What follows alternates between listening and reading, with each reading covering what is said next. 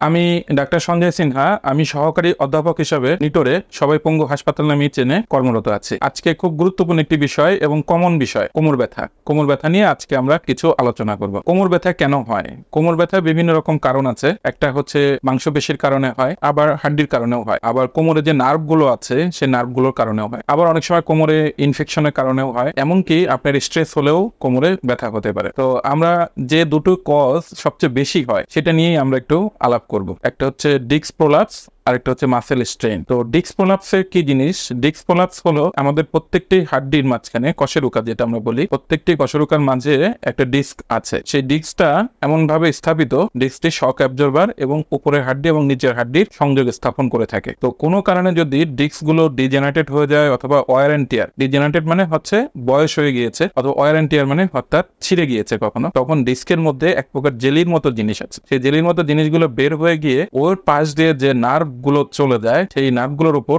এটা pressure create করে। Pressure create করলে তখন নার্ভের যে পেইনটা, সেই পেইনটা আমাদের ব্যাকে অনুভূত হয়, তখন আমাদের কিন্তু ব্যাক পেইন হতে পারে। এটা একটা কজ। আরেকটা হচ্ছে মাসেল স্ট্রেন। মাসেল স্ট্রেনে কখন পেইন হয়? তো যখন আপনি ভারী কোনো জিনিস উঠাবেন, হঠাৎ করে দেখবেন কোমরের একখানে অনেক ব্যথা, আপনি সেই কারণেও হয়তো মাসেলের কারণেও আপনার ব্যথা হতে পারে। এখন হাড্ডির কারণেও হতে পারে, যেমন ধরেন অস্টিওআর্থ্রাইটিস হলো, আপনি তখন ব্যাক পেইন হতে পারে। আরো অন্যান্য কারণেও হতে পারে, যেমন ধরেন আপনার নার্ভ, আমরা বললাম ডিস্ক যেটা বের হলো, বের হওয়ার পর ওটাকে এটা কম্প্রেস করলো। অনেক সময় স্পাইনাল ক্যানাল স্টেনোসিস বলে, অর্থাৎ যেই সরু পথ দিয়ে নার্ভগুলো চলে যায় সেই সরু পথগুলো আরো সরু হয়ে গিয়ে কোমর ব্যথা হতে পারে। এছাড়াও আপনি অ্যাংজাইটিতে থাকলে আপনার হতে পারে, অথবা অস্টিওআর্থ্রাইটিস থাকলেও আপনার হতে পারে। তো এখন আমরা দুইটা কমন জিনিস আমরা একটা আলাপ করি, সেটা হচ্ছে ডিস্ক প্রোলাপস এবং মাসেল স্ট্রেন। এই দুইটা আসলে বেশ কমন। এই ডিস্ক প্রোলাপস এবং মাসেল স্ট্রেনের কারণে কেন পেইন হয় এবং আপনারা কিভাবে পার্থক্য করবেন আসলে ডিস্ক প্রোলাপসের কারণে এটা পেইন না এটা মাসেল স্ট্রেনের কারণে পেইন। ডিস্ক প্রোলাপসের কারণে যখন পেইন হবে, তখন আপনি এই পেইনটা যখন নার্ভকে টাচ করবে, তখন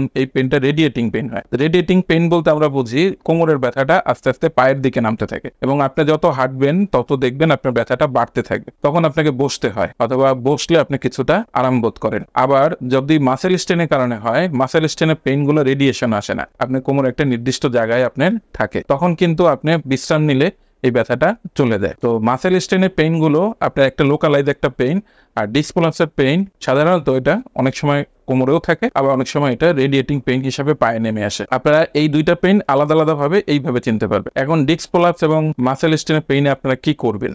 যদি ডিস্ক প্রোলাপস হয়, ডিস্ক প্রোলাপসের চিকিৎসা হচ্ছে আপনার যে কোনো জিনিসই প্রথম আপনাকে রেস্ট নিতে হবে। আপনার রেস্ট হচ্ছে প্রথম, এরপরে আপনার ব্যথানাশক ডাক্তারের পরামর্শ অনুযায়ী খেতে হবে দ্বিতীয়, এবং তৃতীয় হচ্ছে যেটা অনেক সময় ডাক্তারের শরণাপন্ন হলে ডাক্তার আপনাকে আরো কিছু মেডিসিন আপনাকে দেবে। কোনো কোনো সময় তারা ইনজেকশন ব্যবহার করে, এবং কোনো কোনো সময় আপনার সার্জারির উপদেশও থাকে। আর মাসেল স্ট্রেনের ক্ষেত্রে আপনার বিশ্রাম নিলে, এবং পেইনটা যেহেতু লোকালাইজ, একটু আপনার গরম শাক, অন্যান্য কিছু বিশ্রাম এবং কিছু পেইন কিলার খেলেই আপনি এটাতে ভালো হয়ে যাবে। তো এই দুইটা হচ্ছে আপনাদের কোমর ব্যথার যে বিষয়গুলো, এই বিষয়গুলোর দুইটা খুব কমন প্রবলেম। একটা হচ্ছে ডিস্ক প্রোলাপসের কারণে কোমর ব্যথা, আর একটা হচ্ছে আপনি মাসেল স্ট্রেনের কারণে কোমর ব্যথা। তো একটা জিনিস সবসময় আসলে অ্যাভয়েড করে দেয়, সেটা হচ্ছে আমাদের স্ট্রেস। বর্তমান যুগে আমরা আসলে যে পরিমাণ স্ট্রেসে থাকি, এই স্ট্রেসও কিন্তু আপনার কোমর ব্যথার একটি কারণ। স্ট্রেসফুল কন্ডিশনে আপনি আপনার জীবনযাপন করছেন, আপনি সবসময় সেডেন্টারি ওয়ার্কার, অর্থাৎ চেয়ারে বসে আছেন, মোবাইল চালাচ্ছেন, সবসময় চিন্তা করছেন, কিন্তু আপনার ওয়ার্কিং অ্যাক্টিভিটি বা অন্য কোনো অ্যাক্টিভিটি নেই, তখনও কিন্তু আপনার কোমর ব্যথা হতে পারে। এছাড়া হচ্ছে শরীরের স্থূলতা, যত আপনার আসলে আমরা বলি টামি যত বড় হতে থাকে, আপনার ব্যাক মাসেল স্ট্রেন তত বাড়তে থাকে, সেই ক্ষেত্রেও কোমর ব্যথা হতে থাকে। তো কোমর ব্যথা আসলে